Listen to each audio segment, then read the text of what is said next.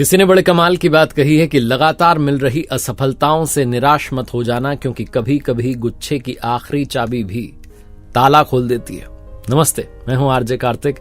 एक बड़ी छोटी सी कहानी। एक प्रसिद्ध लामा अपनी आत्मकथा में लिखते हैं कि जब मैं 5 वर्ष का था, मेरे पिताजी ने एक दिन मुझे बुलाकर के कहा कि बेटा, कल सुबह 4 बजे तुम्हें तैयार रहना है।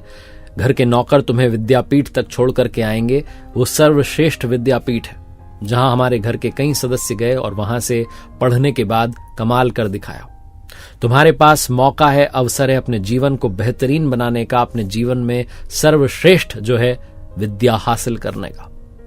लेकिन ध्यान रहे, कल सुबह जब तुम यहां से रवाना होंगे, घोड़े पर बैठोगे, तो पीछे पलट करके मत देखना, क्योंकि हमारे घर में कभी भी किसी ने भी पीछे पलट कर नहीं देखा।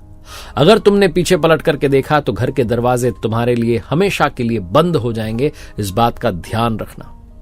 छोटा सा 5 साल का बच्चा जिसको ऐसी ऐसी बातें कही जा रही हैं जो उसको कठोर लग रही हैं। उसके पिताजी ने आगे कहा कि बेटा ध्यान रहे, कल दरवाजे पर माताजी भी मौजूद नहीं रहेंगी। तुम्हारी मां तुम्हें छोड़ने के लिए नहीं आएंगी, क्योंकि अगर वो तुम्हें छोड़ने के लिए दरवाजे तक आई तो तुम्हारी आंखें नम हो जाएंगी, मां की आंखों में आंसू आ जाएंगे। तुम बार बार पलट करके पीछे देखोगे, वो सही नहीं है, तुम्हें पलट करके नहीं देखना। मैं भी वहां नहीं रहूंगा, ध्यान रहे, लेकिन तुम पर नजर बनाए रखूंगा। इसलिए पीछे पलट करके मत देखना, वरना तुम्हारे लिए घर के दरवाजे बंद हो जाएंगे। बार बार ये बात उस बच्चे को कही गई। उसके पास कोई ऑप्शन नहीं था, हां में हां मिलाता गया। अगली सुबह 4 बजे बच्चा तैयार था, घोड़े पर बैठ चुका था।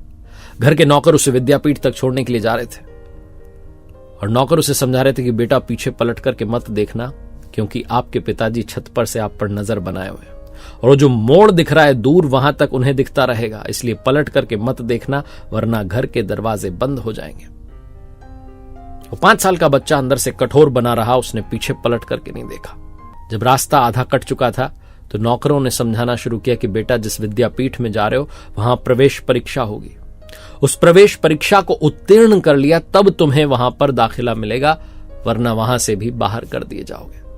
घर जा नहीं सकते, वहां एडमिशन नहीं मिलेगा तो क्या करोगे? तुम्हें वो प्रवेश परीक्षा पास करनी ही है। 5 साल का बच्चा वहां भी हां में हां मिलाता गया। जब विद्यापीठ पहुंचे तो वहां के आचार्य ने कहा कि बेटा, प्रवेश परीक्षा का समय आ चुका है। ये परीक्षा में अगर उत्तीर्ण हो गए तो अंदर एडमिशन मिलेगा, वरना अपने निकल जाना, रास्ते जहां जाना है हमें नहीं पता। 5 साल के बच्चे ने वहां भी हां में हां मिलाया और पूछा करना क्या है। तो आचार्य ने कहा कि जो मुख्य द्वार है वहां जाकर के ध्यान मुद्रा में बैठ जाओ, आंखें बंद रखना, आंखें खोलना मत जब तक मैं ना कहूं। बच्चे ने कहा ठीक है।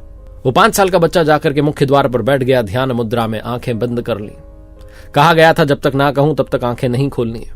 15 मिनट 20 मिनट बीत गए, मक्खियां भिनभिनाने लगी, मच्छर काटने लगे। बच्चे का कई बार मन हो रहा था कि आंखें खोल लूं, देख लूं कि हो क्या रहा है, लेकिन आंखें नहीं खोली। थोड़ी देर बाद जो उस विद्यापीठ में पढ़ने वाले बाकी बच्चे थे वो आसपास से निकल रहे हैं, कूदते हुए जा रहे हैं, शोर मचा रहे हैं, डिस्टर्ब कर रहे हैं, लेकिन उस बच्चे ने आंखें नहीं खोली। 1 घंटा, 2 घंटा, 3 घंटा, 4 घंटा, 5 घंटा, 6 घंटे बीत गए। 6 घंटे बाद आचार्य जी ने कहा बेटा आंखें खोल लो।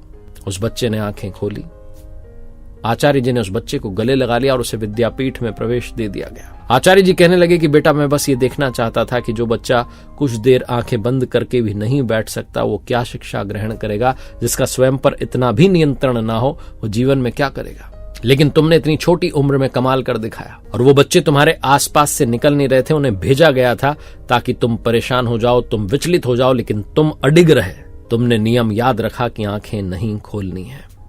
बहुत छोटी सी कहानी है जो सिखाती है कि जीवन में संकल्पित होना बहुत आवश्यक है, अंदर से सेल्फ डिसिप्लिन लाना बहुत आवश्यक है।